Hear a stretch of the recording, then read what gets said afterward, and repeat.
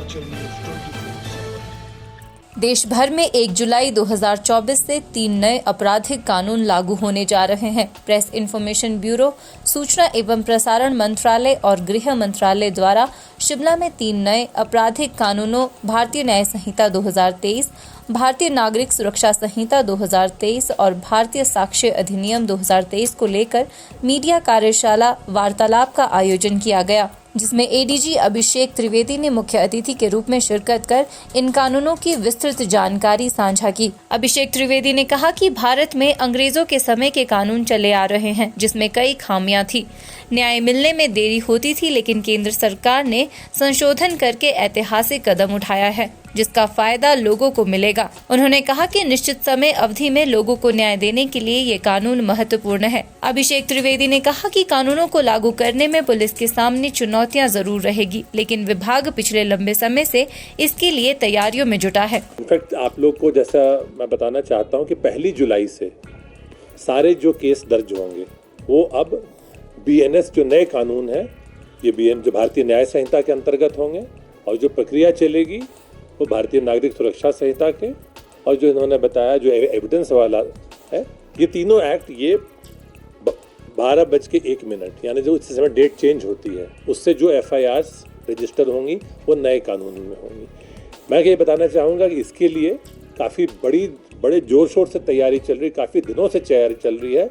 In fact पिछले कल ही भारत सरकार के माननीय गृह सचिव ने सारे प्रदेश के मुख्य सचिव, DGs और कई अन्य मंत्रालय, जिसमें आपके सूचना प्रसारण मंत्रालय, शिक्षा मंत्रालय, सबके लोगों के साथ लगातार बैठक हुई। कल फाइनल रिव्यू मीटिंग हुई, उसमें सबसे ये पूछा कि आप क्या तैयारी कर रहे हैं। तो मैं आपको इन एस्पेक्ट में बताऊंगा, इसमें काफ़ी ज़बरदस्त तैयारी चल रही है।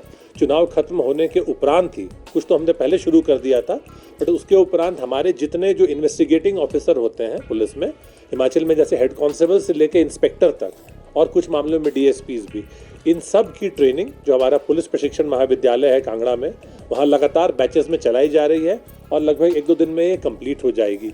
इसी के साथ साथ जैसे प्रोफेसर साहब बैठे, इन लोगों ने जुडिशियल ऑफिसर्स की ट्रेनिंग की है, एग्जीक्यूटिव मैजिस्ट्रेट्स की ट्रेनिंग हुई है, जो फोरेंसिक साइंस लैबोरेटरी है उनकी ट्रेनिंग हुई है, प्रिजन के ऑफिसर्स हैं उनकी ट्रेनिंग हुई है, विजिलेंस ब्यूरो, CID, जहाँ भी केस दर्ज होते हैं, जो कोई भी अन्वेषण करता है, हर व्यक्ति को इसकी ट्रेनिंग देना जरूरी है।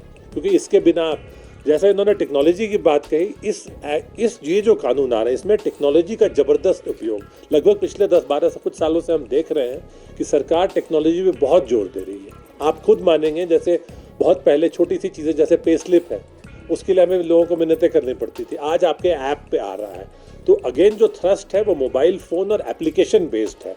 इसमें कई चीज़, जैसे एक एप्लीकेशन आएगा ई-साक्ष्य का, जो ये कह रहे थे, अब जैसे ये मैंडेटरी हो जाएगा लॉ में, प्रोसीजरल लॉ के हिसाब से, कोई भी सर्च या कोई भी हम सीजर करेंगे या मेमो बनाएंगे, उसकी वीडियोग्राफी हमें करनी ही पड़ेगी।